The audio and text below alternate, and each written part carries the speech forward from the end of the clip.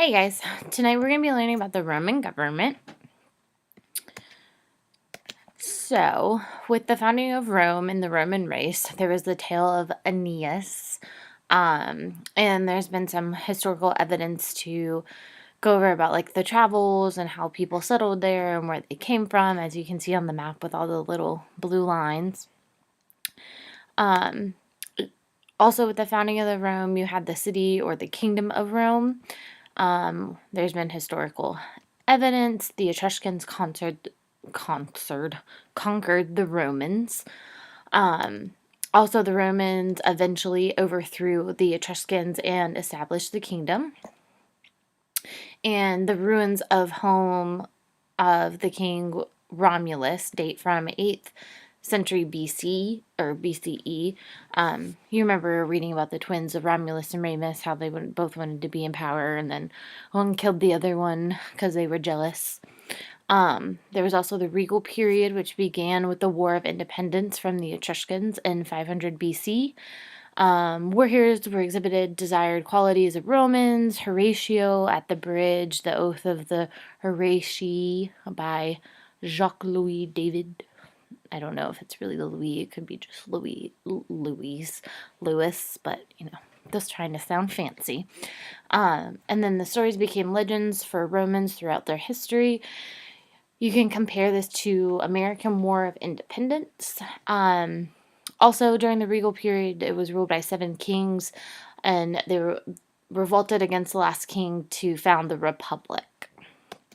So, with the formation of the Roman Republic, it was in 509 BC, and the Romans overthrew Tarquin the Proud, who was the Etruscan king and the last king. And then they created the Republic, which is a government system where people elect their rulers to make decisions, just like we have. So the people that were involved were the wealthy landowners and then you get the word from the Latin word, which means fathers. So like I'm sure you've heard of also like patriarchs too. They could hold public office and perform religious rituals. And then you also had the plebeians, who were the poor citizens. And that also comes from a Latin word, which means many, because just like if you remember from the social structure pyramid from ancient Egypt, the lowest class was also the biggest at the bottom of the pyramid. The plebeians made up 95% of the population, and they were mostly peasants, laborers, artisans, and merchants. They did pay taxes, but they had no say in the government. And if they fell into debt, they could then be sold into slavery. Can't talk tonight. Then you had the Republican government, which was ruled by a Senate and the people. You had the SPQR, which is the Senate and the people of Rome. The Senate was appointed consuls.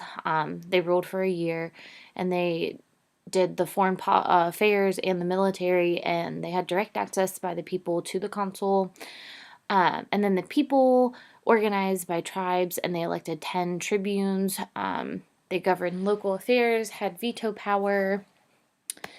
And then they had 3 branches of government as well, which I'm sure sounds familiar because we do too. One being the executive branch, which were 2 consuls were elected every year. They had power to veto to the decisions of the other, and both had to agree before a law was passed. Then you have the Constitution, which balanced power. You had the Senate, which never made laws, but advice was accepted. They had power to appoint a person to solve a specific problem. They appointed censors, appointed governors, and you had the Concilium Plebis, which made all the laws, and then they elected magistrates and judges, and then you had the Comitia Curiata, which were the plebes and patriarchans, who they were committed to the Emporium or military power, and then they all met in the Forum, and that's where they looked over each other. And then Pontifex Maximus was the religious leader. And then in the legislative branch, you had the Senate, which was made up of 300 men called senators. They were members of the patriarch class and were chosen by the consuls, and they handled the daily business of the government, proposed laws, and gave advice to the consuls, and the tribunes protected the rights of the plebeians. Then you had the judicial branch, which had 8 judges who oversaw the courts and made sure the laws were fair, that this was the system of the checks and balances, and they ensured that the government doesn't become too powerful. Again, just like our branches of government. So with government, you have the comparisons with the U.S. government, such as balance of power, Senate and the House of Representatives, consul, which would be like the president, the tribune, which is the veto power, the courts, which are independent, and then military power and censors. Then you have the laws. The one, or for, well, not one because there's 12 of them, but a main area of the laws was the 12 tables. Roman laws were carved into 12 bronze tablets, and then they were displayed in the forum. So if you think back to Hammurabi's code with Mesopotamia and how Hammurabi was one of the first people to put laws out around the town so that people could see them, that probably got passed down to ancient Rome, and they were the first to come up with the idea of innocent until proven guilty. And then you have the Roman expansion in Italy, which were the conquest of Italy. It took 200 years. It granted full or partial citizenship, had tax and legal benefits, which developed loyalty in conquered Italian areas. And then there was the invasion by King Pyrrhus, and the Roman colonies established in strategic locations, established by a treaty, troops sent when they were needed. You also had customs of the area were left intact, and colonies were mostly for trade with some military purposes. So you can see just how the Roman expansion, how it went from just a little part, which is where Italy is, and then expanded down into some islands, and then also a little bit more west. So outside of Italy, I really cannot talk tonight, guys. Outside of Italy, you had the Punic Wars, which were the Phoenicians. It was in Sicily. Hannibal attacked Rome, and then help of non-Roman Italians were a part of it. And you can kind of use on the map, you can see where you had Roman victories versus Hannibal's victories, the different routes, whose territory was where. And then continuing outside of Italy, you had the conquest of the East and West. The allies, rather than servants or slaves, played a part in this. There was some toleration. There was also the corruption in the Greek kingdoms. Some states were given to the Romans. The attacks were very fast and direct, and with strong determination and discipline. They were outnumbered in most battles, and also there was a victory over Parthia.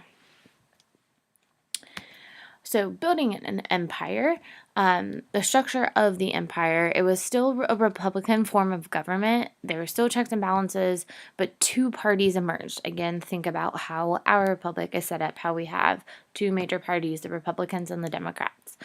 The Optimars were conservative, and then you had the Populares, which were power to the people. Also, family was a huge thing, and then the values, according to the Romans, were piety, discipline, frugality, don't be greedy, have righteous wars, and never quit. The status of women, because of the absence of men at war, women gained economic power, they also gained the ability to divorce and retain their property. And the morals eventually eroded, in part because home life eroded. When it came to slavery, the Congress increased the number of slaves. It constituted for 40% of the population. The conditions were really poor. And then because that slavery played up such a huge role of the population, the Romans feared a slave uprising. And then slaves took jobs from the plebes, so the plebes were given food and other benefits. Then, just with any great empire that comes to its peak, it always can also have a downfall. So the collapse of the Republic, the Gracchus brothers, there was violence used to impose one's will. Marius was re-election to the consulate many times. They had the army with them, and then Sulla had the assumption of a dictator powers and the use of the army to override councils and the prescription list. All right, so there is the government of ancient Rome. Doesn't sound, again, as less aggressive as ancient Greece, but I guess, or in Athens, anyways. But I guess Athens was just, they weren't as aggressive as the others. All right, I'll see you guys later. Bye.